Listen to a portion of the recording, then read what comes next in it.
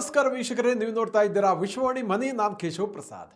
ವೀಕ್ಷಕರೇ, ಕಳೆದ ಒಂದು ವರ್ಷದಿಂದೀಚೆಗೆ ಚಿನ್ನ ಮತ್ತು ಬೆಳ್ಳಿಯ ದರ ನಾಗಾಲೋಟದಲ್ಲಿದೆ. ಎಲ್ಲರೂ ಕೂಡ ಅದರ ಬಗ್ಗೆ ಪ್ರತಿ ಮನೆಯಲ್ಲೂ ಮಾತುಕತೆ ನಡೀತಾ ಇದೆ.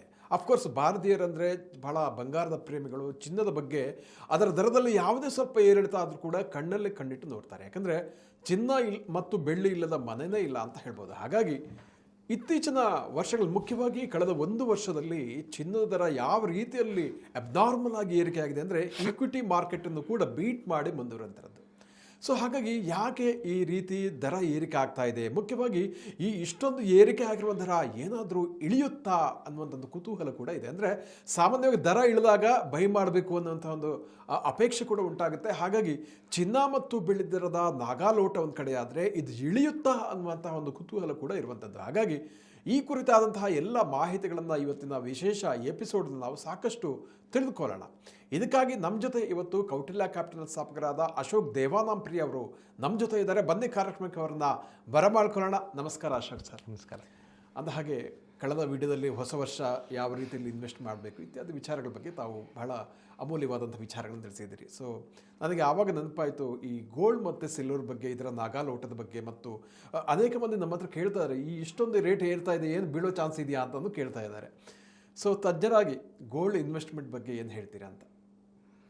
ಸೊ ಇವಾಗ ಏನಾಯಿತು, ನಿಮಗೆ ಲಾಸ್ಟ್ ಟೈಮ್ ಒಂದು ವಿಡಿಯೋಲಿ ಹೇಳಿದ್ದೆ ಗೋಲ್ಡ್ ಯಾವ ಥರ ಒಂದು ಮಾರ್ಕೆಟ್ ಬಿಹೇವಿಯರ್ ಇರುತ್ತೆ ಅಂತ. ಕರೆಕ್ಟ್. ಫಾರ್ ಎಕ್ಸಾಂಪಲ್, ಯಾವಾಗಲಾದರೂ ಮಾರ್ಕೆಟ್ನಲ್ಲಿ ಅನ್ಸರ್ಟನಿಟಿ, ವಾರ್, ಫಿಯರ್ ಈ ಮೂರು ಬಂದಾಗಲೇ ಬಂಗಾರದ ರೇಟು ಮೇಲಕ್ಕೆ ಹೋಗೋದು ಅಂತ. ಕರೆಕ್ಟ್. ಸೊ ನಿಮ್ಗೆ ಆವಾಗಲೇ ನಾನು ಚಾರ್ಟಲ್ಲಿ ತೋರಿಸ್ದೆ, 1980ರಲ್ಲಿ ಗೋಲ್ಡ್ ಪೀಕ್ ಆಯಿತು. ಹೌದು. ಆ ಪೀಕ್ ಆದಮೇಲೆ ಗೋಲ್ಡ್ ಅದೇ ಲೆವೆಲ್ ಪ್ರೈಸಿಗೆ ಬರೋಕ್ಕೆ ಸುಮಾರು 27 ವರ್ಷ ತಗೊಂತು. ಓಕೆ, ಇವತ್ತು ಗೋಲ್ಡ್ ಲೈಫ್ ಟೈಮ್ ಹೈ ಹೋಗ್ತಿದೆ. ಒಂದು ಸರಿ ಯಾವುದೇ ಒಂದು ವಸ್ತುವಿನ ಪ್ರೈಸ್ ಲೈಫ್ ಟೈಮ್ ಹೈ ಹೋದ ಮೇಲೆ ಅದು ಎಲ್ಲಕ್ಕೆ ಎಷ್ಟರ ಮೇಲಕ್ಕೆ ಹೋಗುತ್ತೆ ಅಂತ ಹೇಳೋಕ್ಕೆ ಯಾರ ಕೈಲೂ ಆಗೋದಿಲ್ಲ. ಇಫ್ ಎನಿಬಡಿ ಸೇಸ್ ಇಲ್ಲ ಗೋಲ್ಡ್ ಇಷ್ಟು ಹೋಗುತ್ತೆ, ನೋ ಮೀನಿಂಗ್, ಹೇಳೋಕ್ಕಾಗಲ್ಲ. ಹಂಗೆ ಹೇಳೋರು ಮನೆ ಮಾರ್ಬಿಟ್ಟು ಬಂಗಾರ ತೊಗೋಬೇಕು. Okay, so nobody can predict the movement of a price beyond a point. ಈಗ ಏನು ಮಾಡ್ತಾರೆ, ಈಗ ಗೋಲ್ಡ್ ಲೈಫ್ ಟೈಮ್ ಹೈ ಕೆಳಗೆಲ್ಲೋ ಇದೆ ಅಂದ್ಕೊಳ್ಳಿ, ಯಾವುದೋ ಸಪೋರ್ಟ್ ಇದೆ, ರೆಸಿಸ್ಟೆನ್ಸ್ ಇದೆ, ಇಲ್ಲಿ ಸ್ವಲ್ಪ ಪ್ರೆಷರ್ ಬರ್ಬೋದು, ಇಲ್ಲಿ ಸ್ವಲ್ಪ ಪ್ರೆಷರ್ ಬರ್ಬೋದು ಅಂತ ಕತೆ ಹೇಳ್ತಾರೆ. ಹೌದು. ಆದರೆ ಈಗ ಲೈಫ್ ಟೈಮ್ ಹೈ ಇರೋದ್ರಿಂದ ಇವತ್ತಿಂದ in the next say 1000 days, 5000 days ಪ್ರಪಂಚ ಯಾವ ರೀತಿ ಮುಂದಕ್ಕೆ ಹೋಗುತ್ತೆ ಅನ್ನೋದ್ರ ಮೇಲೆ gold next level price decide ಆಗುತ್ತೆ. ಮುಂದೆ ಗೋಲ್ಡ್ ಜನಗಳಲ್ಲಿ ಮತ್ತೆ ಫಿಯರ್ ಇರುತ್ತಾ, ಭಯ. ಓಕೆ, ಆಮೇಲೆ ಈಕ್ವಿಟಿ ಮಾರ್ಕೆಟ್ ಹೆಂಗೆ ಪರ್ಫಾರ್ಮ್ ಮಾಡುತ್ತೆ. ಅಕಸ್ಮಾತ್ ಈಕ್ವಿಟಿ ಮಾರ್ಕೆಟ್ ಚೆನ್ನಾಗಿ ಪರ್ಫಾರ್ಮ್ ಮಾಡಿದ್ರೆ ಗೋಲ್ಡು ಪಿಕಪ್ ಆಗೋದೇ ಇಲ್ಲ. ಕರೆಕ್ಟ್. ಗೋಲ್ಡ್ ಯಾವಾಗ ಜನ ತೊಗೊಳೋದು ಮೂರೇ ಕಾರಣಕ್ಕೆ. ಭಾರತೀಯರು ದಿನ ಗೋಲ್ಡ್ ತೊಗೊತಾರೆ, ಅದು ಬಿಟ್ಬಿಡಿ, ಅದು ಬೇರೆ ವಿಷಯ, ಅದ್ರ ಬಗ್ಗೆ ಯೋಚನೆ ಮಾಡೋಂಗಿಲ್ಲ. ಬಂಗಾರದ ರೇಟು ಮೇಲೋದ್ರೂ ತಲೆ ಕೆಡಿಸ್ಕೊಳ್ಳಲ್ಲ, ಕೆಳಗೋದ್ರೂ ನಮ್ಮ ಇಂಡಿಯನ್ಸು ತಲೆ ಕೆಡಿಸ್ಕೊಳ್ಳಲ್ಲ. ಅದಕ್ಕೆ ನಮ್ಮ ಹತ್ರ ಆಲ್ಮೋಸ್ಟ್ ನಾನು ನಿಮ್ಗೆ ಹೇಳಿದ್ದೆ, ಪ್ರಪಂಚದ 15% ಗೋಲ್ಡ್ ನಮ್ಮ ಹತ್ರನೇ ಇದೆ ಅಂತ. ಅದು ಅಕ್ಯುಮುಲೇಟ್ ಆಗ್ತಾನೆ ಇರುತ್ತೆ. ಆದರೆ ಗೋಲ್ಡ್ ಒಂದು ಆಸ್ತಿ ಥರ ಅಲ್ಲ, ಅದು ಪ್ರೊಟೆಕ್ಷನ್ ಅಸೆಟ್ಟು. ಓಕೆ, ನಿಮ್ಗೆ ಅವತ್ತೇ ಹೇಳಿದ್ದೆ, ಯಾವುದೇ ಒಂದು ಹೆಂಗಸು ಬಂಗಾರ ಪರ್ಚೇಸ್ ಮಾಡಿದ್ಲು ಅಂದರೆ ಅವಳ ಮನೇನ ಅಷ್ಟೇ ಪ್ರೊಟೆಕ್ಟ್ ಮಾಡ್ತಿಲ್ಲ, ದೇಶನೂ ಪ್ರೊಟೆಕ್ಟ್ ಮಾಡ್ತಿದ್ದಾಳೆ ಅಂತ. Because if you protect your home, you are protecting the nation by itself. ನಮ್ಮಲ್ಲಿ ಆಪದ್ಧನ ಅಂತ ಹೇಳ್ತಾರೆ. ಎಕ್ಸಾಕ್ಟ್ಲಿ. ಓಕೆ, ಅದು ಮೇಲೆ ಹೋಗಿಲ್ಲ ಅಂದ್ರೆ ಆಕೇನು ಕೇರ್ ಮಾಡಲ್ಲ. ಅವಳದೇನು ನನ್ನ ಹತ್ರ ಬಂಗಾರ ಇಷ್ಟು ಗ್ರಾಮ್ ಇದೆ ಅಷ್ಟೇ, ಅದು ಮೇಲೆ ಹೋಯ್ತಾ ಕೆಳಗೆ ಹೋಯ್ತಾ, ಶಿ ಇಸ್ ಲೀಸ್ಟ್ ಬಾದರ್ಡ್. ಆದರೆ ಗ್ಲೋಬಲ್ ಮಾರ್ಕೆಟ್ಸ್ ಹಂಗೆ ಇರೋದಿಲ್ಲ. ಗ್ಲೋಬಲಿ ಬಂಗಾರನ ಹೆಂಗೆ ನೋಡ್ತಾರೆ ಅಂದರೆ it is A defensive asset. ಈ ಮೂರು ಸಿಚುವೇಶನ್ ಇನ್ನು ನೆಕ್ಸ್ಟ್ 10 ವರ್ಷದಲ್ಲಿ ಏನಾದರೂ ವಾರ್ ಸಿನಾರಿಯೋ ಬಂತಾ, ಗೋಲ್ಡ್ ಮೇಲೆ ಹೋಗುತ್ತೆ. ಜನಗಳಲ್ಲಿ ಭಯ ಬಂತಾ, ಗೋಲ್ಡ್ ಮೇಲೆ ಹೋಗುತ್ತೆ. ಓಕೆ, ಅಕಸ್ಮಾತ್ ಈಕ್ವಿಟಿ ಮಾರ್ಕೆಟ್ಸು ಸ್ಲೋ ಆಯಿತಾ, ಗ್ಲೋಬಲ್ ಈಕ್ವಿಟಿ ಮಾರ್ಕೆಟ್ ಸ್ಲೋ ಆಯಿತಾ, ಬಂಗಾರದ ಪ್ರೈಸ್ ಮೇಲೆ ಬರುತ್ತೆ. ಇದೆಲ್ಲ ಇಫ್ಸ್ and buds, it's A relative journey. Okay, ಮುಖ್ಯವಾಗಿ ಒಂದು ವಿಷಯ ನಾನು ನಿಮ್ಗೆ ಹೇಳಿದೆ, 27 ವರ್ಷ ತಗೊಂತು ಗೋಲ್ಡ್ ಅಂತ. ಸಿಲ್ವರು ಸರಿ ಸುಮಾರು 30-35 ವರ್ಷ ತಗೊಳ್ತು ಅದ್ರ ಲೈಫ್ ಟೈಮ್ ಹೈ ಬ್ರೇಕ್ ಮಾಡೋದಕ್ಕೆ. ತುಂಬ ಲಾಂಗ್ ಟೈಮ್ ತಗೊಳುತ್ತೆ ಹಾಗಿದ್ರೆ. ಹೌದು, ಖಂಡಿತ. ಓಕೆ, ಸೊ ಈಗ ಸಿಲ್ವರ್ ಕನ್ಸಂಪ್ಷನ್ ಪ್ಯಾಟರ್ನ್ ಚೇಂಜ್ ಆಗಿದೆ. ಮುಂಚೆ ಸಿಲ್ವರ್ನ ಬರೀ ಒಂದು ಆರ್ನಮೆಂಟ್ ಆಗಿ ನೋಡ್ತಿದ್ರು, ಈಗ ಇಂಡಸ್ಟ್ರಿಯಲ್ ಯೂಸೇಜ್ ಕೂಡ ಸಿಲ್ವರ್ ಯೂಸ್ ಮಾಡ್ತಿದ್ದಾರೆ. ಸೋಲಾರ್ ಪ್ಯಾನಲ್ಗೆ, ಮೊಬೈಲ್ಗೆ. ಕರೆಕ್ಟು, ಅದು ಒಂದು ವಿಷಯ. ಓಕೆ, ಬಟ್ ಪರ್ಟಿಕ್ಯುಲರಾಗಿ ನೀವು ಗೋಲ್ಡ್ನ ತೊಗೊಂಡ್ರೆ, ಗೋಲ್ಡು ಅಂದಾಜು ಅಪ್ರಾಕ್ಸಿಮೇಷನ್ ಅರೌಂಡ್ 12% ಕಾಂಪೌಂಡಿಂಗ್ CAGR ಹೊಡೆದ್ಬಿಡತ್ತೆ ಇವಾಗಾಗಿರೋ ರ್ಯಾಲಿಗೆ. ಓಕೆ, ಅಲ್ಲಿನೇನಾದರೂ ಒಂದು ಸಣ್ಣ ಕರೆಕ್ಷನ್ ಬಂದರೆ ಅದು ಆ ಪ್ರೈಸನ್ನು ಮತ್ತೆ ಬ್ರೇಕ್ ಮಾಡೋಕ್ಕೆ ಕೆಲವು ದಶಕಗಳೇ ತೊಗೊಳ್ಬೋದು. ಇದು ಬಹಳ ಎಚ್ಚರ ವಹಿಸಬೇಕಾಗಿದೆ. ಓಕೆ, ಒಂದು. ಆಮೇಲೆ ಇಟ್ಸ್ ಹರ್ಡ್ ಮೆಂಟಾಲಿಟಿ ಅಂತಾರೆ. ಒಂದು ಕುರಿ ನೀರಿಗೆ ಬಿದ್ದು ಎಲ್ಲ ಕುರಿ ಫಾಲೋ ಹೋಗ್ತವೆ. ಸೊ ಇನ್ವೆಸ್ಟಿಂಗ್ ಮೆಂಟಾಲಿಟಿನೂ ಹಾಗೇನೆ. ಈಗ ಮೇಲೆ ಹೋಗ್ತದೆ, ನಾನು ಹೋಗಿ ಹಿಡ್ಕೋತೀನಿ. ಆದರೆ ಮೇಲೆ ಎಲ್ಲಿ ಹಿಡ್ಕೊಳ್ತಾ ಇದೆಯಾ ಅನ್ನೋದೇ ಮ್ಯಾಟ್ರು. ಕರೆಕ್ಟ್. ಓಕೆ, ಇಂಗ್ಲೀಷಲ್ಲಿ ಒಂದು ಮಾರ್ಕ್ ಇದೆ, bulls make money, bears make money, but pigs get slaughtered ಅಂತ. ಆಯಿತಾ? ಯಾರು ಬುಲ್ಲಿಶ್ ಇರ್ತಾರೋ ಅವ್ರು ದುಡ್ಡು ಮಾಡ್ತಾರೆ, ಬೇರಿಶ್ ಇರ್ತಾರೋ ಮತ್ತು ಸೆಂಟ್ರಲ್ ಸಿಕ್ಕಾಕೊಳ್ಳೋರು ದುಡ್ಡು ಕಳ್ಕೊತಾರೆ ಅಂತ. ಓಕೆ, ಸೊ ಆ ಸಿಕ್ಕಾಕೊಳ್ಳೋ ಒಂದು ಸನ್ನಿವೇಶ ಬರಬಾರ್ದು. ಈಗ ಯಾರಾದರೂ ಬಂಗಾರ ಇವತ್ತು ಪರ್ಚೇಸ್ ಮಾಡಬೇಕು ಅಂತ ಇಟ್ಕೊಳ್ಳಿ, ಬಂಗಾರನ ಮಾತ್ರ ಪರ್ಚೇಸ್ ಮಾಡ್ತಾ ಇದ್ದೀನಿ ಅಂತ ಪರ್ಚೇಸ್ ಮಾಡಬೇಕು. ಆದರೆ ಶಾರ್ಟ್ ಟೈಮಲ್ಲಿ ಬಂಗಾರದಿಂದ ನಾನು ಪ್ರಾಫಿಟ್ ಎಕ್ಸ್ಪೆಕ್ಟ್ ಮಾಡ್ತಿದ್ದೀನಿ ಅಂತ ಅಂದ್ಕೊಂಡ್ರೆ I don't think it's a great thought. ಈಗ ನಿಮಗೆ ಮಗಳಿದ್ದಾಳ? Do have a daughter? ಮಗ ಇದ್ದಾನೆ. ಓಕೆ, ಮಗನಿಗೆ ಮುಂದೆ ಫ್ಯೂಚರ್ ಮದುವೆ ಮಾಡ್ತೀರಾ, ಸೊಸೆ ಬರ್ತಾಳೆ. ಸೊ ಹಾಗಾಗಿ ನಿಮ್ಮ ಹೆಂಡತಿ ಸ್ವಲ್ಪ ಗೋಲ್ಡ್ ಅಕ್ಯುಮುಲೇಟ್ ಮಾಡ್ಕೋಬೇಕು ಅಂತ ಆಸೆ ಪಡ್ಬೋದು. ಈಗ ನಿಮ್ಮ ಆಕೆ ನಾನು ಬಂಗಾರ ಬೇಕು ಅಂತ ಇಟ್ಕೊಂಡ್ರೆ ಐ ಡೋಂಟ್ ಕೇರ್. ಕರೆಕ್ಟ್. ನನಗೊಂದು 50-100 ಗ್ರಾಮ್ 500 ಗ್ರಾಮ್ ಬಂಗಾರ ಬೇಕು ಅಂತ ಇವಾಗಿಂದ ನಿಧಾನಕ್ಕೆ ಆಕೆ ಅಕ್ಯುಮುಲೇಟ್ ಮಾಡ್ಕೊಂಡು ಹೋಗ್ತಿದ್ರೆ ಇಟ್ ಡಸಂಟ್ ಮ್ಯಾಟರ್. ಅದ್ರ ಪ್ರೈಸ್ ಫ್ಲಕ್ಚುಯೇಷನ್ ಆಕೆಗೆ ಸಂಬಂಧವೇ ಇಲ್ಲ, because she is owning that asset. Correct. ಆದರೆ ಆಕೆ ಏನಾದರೂ ನಾನು ಇವತ್ತು ಬಂಗಾರ ತೊಗೊಂಡು ಇನ್ನು 3 ವರ್ಷ ಆದಮೇಲೆ ನಾನು ಮಾರ್ತೀನಿ ಅಂದರೆ you are predicting the asset. ಅದನ್ನು ಮಾಡೋರು not a fair idea, because it's already at lifetime high. ಯಾವುದೇ ಒಂದು ವಸ್ತು, ಯಾವುದೇ ಒಂದು ಪ್ರೈಸ್ ಲೈಫ್ ಟೈಮ್ ಹೈ ಹೋದ್ಮೇಲೆ ಅಲ್ಲಿಂದ ಯಾವ ಥರ ಅಡಿಷ್ನಲ್ ಡಿಮಾಂಡ್ ಬರುತ್ತೆ, ಎಲ್ಲಿ ಅದು ಸ್ಟಾಪ್ ಆಗುತ್ತೆ ಅಂತ ಯಾರೂ ಹೇಳಲಿಕ್ಕೆ ಬರೋದಿಲ್ಲ. ಅದು ಲಾಂಗ್ ಟರ್ಮ್ ಬೇಕಾದ್ರೆ ತಗೋಬಹುದು. Absolutely no technical analyst can say that, because there is no technicals involved any more. Correct. It is at lifetime high. ಅದಾದಮೇಲೆ next it's all ifs and buts ಹೇಳಿದ್ನಲ್ಲ, ಎಲ್ಲಿ ಯುದ್ಧ ಆಯಿತು, ಎಲ್ಲಿ ಮಾರ್ಕೆಟ್ ಬಿತ್ತು, ಎಲ್ಲ ಸನ್ನಿವೇಶಗಳು ಮ್ಯಾಟರ್ ಆಗುತ್ತೆ. ಅಂದ್ರೆ ಪ್ರಿಡಿಕ್ಷನ್ ಬದಿಗಿಟ್ಟು ಬೇಕಿದ್ರೆ ಬೈ ಮಾಡಿ ಅಂತ ತಾವು ಹೇಳ್ತಾ ಇದ್ದೀರಿ. ಯಾವುದೇ ಒಂದು ಎಷ್ಟಾಗುತ್ತೆ ಇಷ್ಟಾಗುತ್ತೆ ಅಂತ ಯೋಚನೆ ಮಾಡಿದ್ರೆ ಬರೀ ಬಂಗಾರ ಮಾತ್ರ. ಬಂಗಾರ ನನಗೆ ಬೇಕು ಅಂತ ಅನ್ಕೊಳ್ಳೋರು ಬಂಗಾರ ತಗೊಳ್ಳಿ, ಆದರೆ ಬಂಗಾರದಲ್ಲಿ ನಾನು ಪ್ರೆಡಿಕ್ಟ್ ಮಾಡಿ ಮುಂದೆ ಶಾರ್ಟ್ ಟರ್ಮ್ ಪ್ರಾಫಿಟ್ ಎಕ್ಸ್ಪೆಕ್ಟೇಷನ್ ಮಾಡ್ತೀನಿ ಅನ್ನೋರು ಮಾಡಬೇಡಿ ಅಂತ. ಈಗ 1,40,000 ನಾಳೆ 2 ಲಕ್ಷ ಆಗುತ್ತೆ ಅಂತ ಆ ಥರ ಅಂದ್ಕೊಂಡು ಮಾಡೋದು ಬೇಡ. ಅದು 1,40,000 ನೀವು ತೊಗೊಂಡು ಅದು 1 ಲಕ್ಷ ಹೋದ್ರೂ ನಂಗೆ ಚಿಂತೆ ಇಲ್ಲ, 2 ಲಕ್ಷ ಹೋದ್ರೂ ಐ ಡೋಂಟ್ ಕೇರ್ ಅನ್ನೋರು ಮಾತ್ರ ಇವತ್ತು ಬಂಗಾರ ತೊಗೊಳ್ಳಿ ಅಂತ ನಾನು ನಿಮ್ಗೆ ಹೇಳ್ತಾ ಇದ್ದೀನಿ. Correct. That is my message. ಹಿಂಗೆ ಯಾರಾದರೂ ಇಲ್ಲ ನಾನು ಆ ಟ್ರೆಂಡ್ ರೈಡ್ ಮಾಡ್ತೀನಿ, ಅದಕ್ಕಿಂತ ಟ್ರೆಂಡ್ಗಳಿದ್ದಾವೆ ರೈಡ್ ಮಾಡೋದಕ್ಕೆ, ಬಂಗಾರ ಒಂದೇ ಅಲ್ಲ. If you want to ride the trend, ಬಂಗಾರನ ಕೊಳ್ಳ್ಕೊಳ್ತೀನಿ ಅನ್ನೋರಿಗೆ ಅದು ಮ್ಯಾಟ್ರ್ ಅಲ್ಲ ನನ್ನ ಪ್ರಕಾರ ಪ್ರೈಸು. ಆ ಕ್ಲಾರಿಟಿ ಆಫ್ ಥಾಟ್ ಇರಬೇಕು. ಕರೆಕ್ಟ್. ನಾನು ಆ ವಸ್ತುನ ಪರ್ಚೇಸ್ ಮಾಡ್ತಿದ್ದೀನಾ ಅಥವಾ ಆ ವಸ್ತುವಿನ ಪ್ರೈಸ್ ಮೇಲೆ ಆಟ ಆಡ್ತಾ ಇದ್ದೀನಾ ಅನ್ನೋದು ಡೆಫಿನೇಷನ್. ಅದು ಕ್ಲಾರಿಟಿ ಇರಬೇಕು. Correct. So if you buy the asset absolutely fine. If you want to speculate on that asset, not at all fine, because market is at lifetime high. I mean the gold price is at lifetime high. Even for that matter silver. ನೆನ್ನೆ silver ಬಿತ್ತು, solid correction 7% ಹತ್ತತ್ರ ಬಿತ್ತು ನೆನ್ನೆ. Panic ಆಗಿಬಿಡ್ತಾರೆ.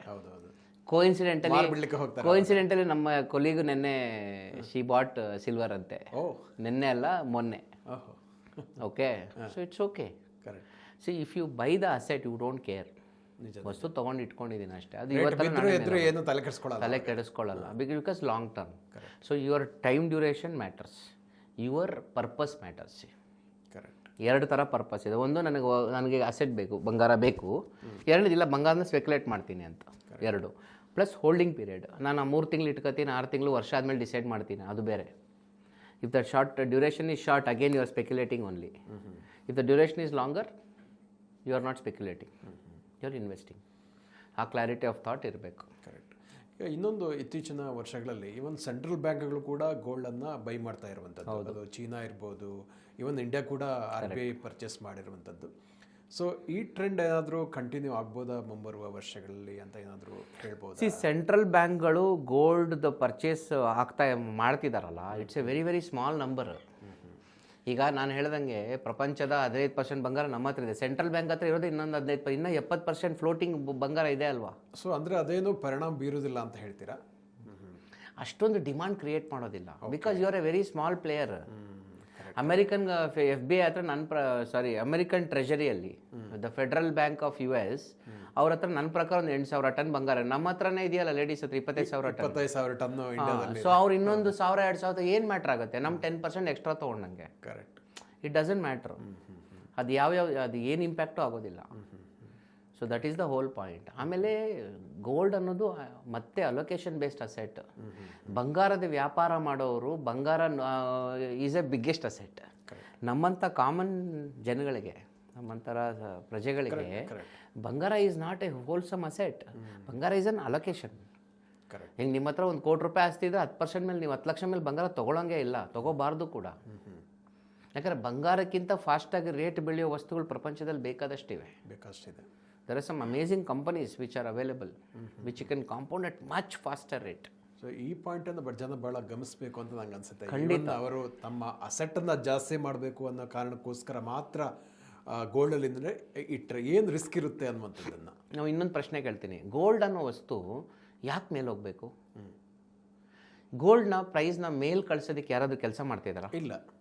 ಅದೇ ಒಂದು company ತಗೊಳ್ಳಿ, ಈಗ ಇನ್ಫೋಸಿಸ್ ಕಂಪನಿ ತಗೊಳ್ಳಿ. ಇನ್ಫೋಸಿಸ್ ಕಂಪನಿ ಪ್ರಾಫಿಟ್ ಮಾಡಲಿ ಅಂತ ಕೆಲಸ ಮಾಡೋಕ್ಕೆ ಒಂದು ದೊಡ್ಡ ಒಂದು ಸಮೂಹನೇ ಇದೆ. Correct. So gold as an asset is not driven by some vision. ಅಂದರೆ ಅದಕ್ಕೆ ಸ್ವತಃ ಪ್ರೊಡಕ್ಟಿವಿಟಿ ಇಲ್ಲ. ನಾವು 100 ಜನ ಈ ಪ್ರಪಂಚದ 1,000 ಮೇಧಾವಿಗಳು ಸೇರ್ಕೊಂಡು ಚಲೋ ನಾವು ಬಂಗಾರನ ತಳ್ಳೋಣ ಮೇಲಿಕ್ಕೆ ಅಂತ ಯಾರೂ ತಳ್ತಾ ಇಲ್ಲ. ಅದು ಹೋಗ್ತಿದೆ ಅಷ್ಟೇ.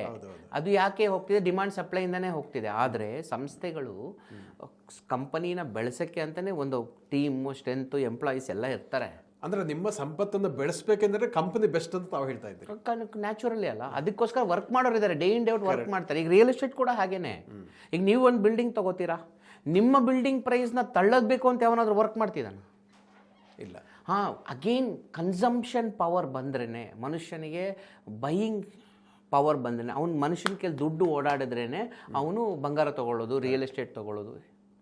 ಸೊ ಈ ಪ್ರೈಸ್ಗಳು ಅಷ್ಟು ಫಾಸ್ಟಾಗಿ ಮೂವ್ ಆಗ್ಲಿಕ್ಕೆ ಚಾನ್ಸೇ ಇಲ್ಲ, ಆ್ಯಸ್ ಟೆಸ್ಟ್ ಆಫ್ ಟೈಮ್ ನೋಡಿದ್ರೆ. ಕರೆಕ್ಟ್. ಅದು ಥಾಟ್ ಪ್ರಾಸೆಸ್ ಯಾವಾಗ್ಲೂ. ಸೊ ಗೋಲ್ಡ್ ಅಲೊಕೇಶನ್ನು ಒಬ್ಬ ಕಾಮನ್ ಮ್ಯಾನು 10% ಮೇಲೆ ಅಲೊಕೇಶನ್ ಮಾಡ್ಕೋಬಾರ್ದು. ಅವ್ರಿಗೆ ಗೋಲ್ಡ್ ಮೇಲೆ ಅದು ಏನು ಆ್ಯಸ್ ಎನ್ ಇನ್ವೆಸ್ಟ್ಮೆಂಟ್. ಈಗ ನೀವು ಈಗ ನನಗೆ ಒಬ್ಳು ಮಗಳಿದ್ದಾಳೆ, ನನಗೆ ಒಂದು ಅರ್ಧ kg ಬಂಗಾರ ಬೇಕನ್ಕೋ. ಸೊ ನಾನೇನು ಮಾಡ್ತೀನಿ, ಈಗ ನನ್ನ ಮಗುಗೆ ಫಾರ್ ಎಕ್ಸಾಂಪಲ್ ಹುಟ್ಟಿದಾಗಿಂದ ನಾನು ಶುರು ಮಾಡಿದರೆ ಅವಳು 20 ವರ್ಷ ದೊಡ್ಡವಳಾಗೋ ಅಷ್ಟರಲ್ಲಿ 20 ವರ್ಷ ಇಂಟು 12 ತಿಂಗಳು 240 ತಿಂಗಳಾಯಿತು. ಕರೆಕ್ಟ್. ಓಕೆ, 240 ತಿಂಗಳ 1 ಗ್ರಾಮ್ ತೊಗೊಂಡಿದ್ರು 1/4 kg ಬಂಗಾರ ಬರ್ತಿತ್ತು. ಕರೆಕ್ಟ್. ರೈಟ್. ವಾರ 1 ಗ್ರಾಮ್ ತೊಗೊಂಡಿದ್ರು 1 kg ಬಂಗಾರ ಬರ್ತಿತ್ತು. So these are the simplest way to accumulate gold. Fantastic. So ಒಂದು ಸಣ್ಣ ಮೊತ್ತದಲ್ಲಿ ಲಾಂಗ್ ಟರ್ಮ್ಗೆ ಇನ್ವೆಸ್ಟ್ ಮಾಡ್ತಾ ಹೋಗಿ 10% ಒಳಗಡೆ 1 ಗ್ರಾಮ್.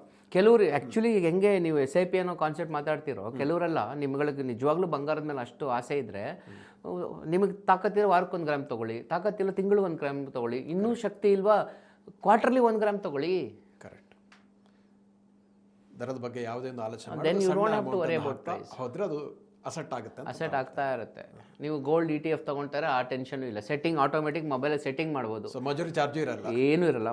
ನಿಮಗೆ by weekly gold, weekly, monthly, quarterly ಅಂತ ಸೆಟ್ಟಿಂಗ್ ಹಾಕ್ಬಿಟ್ರೆ ಮುಗಿದೋಯ್ತು ನಿಮ್ಮ ಕೆಪಾಸಿಟಿ ತಕ್ಕಂಗೆ. ETF ಅಲ್ಲಿ ಇನ್ವೆಸ್ಟ್ ಮಾಡೋದ್ರ ಬಗ್ಗೆ ತಾವು ಹೇಳಿದ್ರಿ, ಸೊ ಅದರ ಬೆನಿಫಿಟನ್ನು.